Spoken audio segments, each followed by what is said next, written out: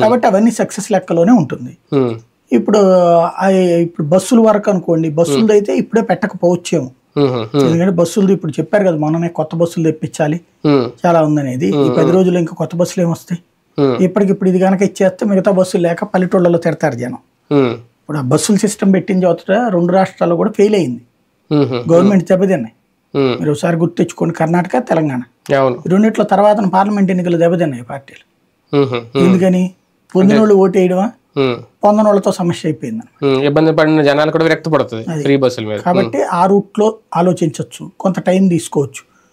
ఇప్పుడు ఇంకేదన్నా అయితే గీతే ఈ సూపర్ 6 లో ఉన్నటువంటి ఆ మహిళలకు 1500 ఇస్తానంటారా? లేకపోతే గనక 40 ఇస్తానంటారా?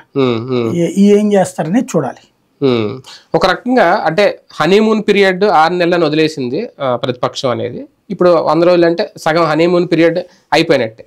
కానీ విపత్కర పరిస్థితులు ఇవన్నీ చూసుకుంటే ప్రతిపక్షాలకు చాలా అవకాశం వచ్చినట్టు. అధికార పక్షాన్ని విమర్శించడము, అధికార పక్షం ఫెయిల్యూర్ని ఎత్తి చూపడంలో ప్రతిపక్షం కూడా ముందుకు రావాల్సిన అవసరం ఉందా? ఇంకా అలా సైలెంట్ గానే వెళ్ళాలి? ఇంకా సైలెంట్ ఉంది, వెళ్తానే ఉంది కదా, రోడ్డు మీదకి వచ్చేస్తుంది కదా ఎప్పటికప్పుడు.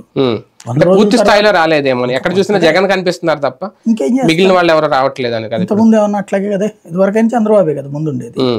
ఎవరు లీడ్ చేస్తే అలాదే ఉంటుంది, యాక్టివిటీని బట్టి ఉంటుంది, ప్రోగ్రామ్ని బట్టి. ఇప్పుడు లోకల్గా ఎక్కడైనా గొడవ జరిగితే లోకల్ లీడర్లు వస్తారు, స్టేట్ లెవెల్ ఇష్యూస్ లో వీళ్ళు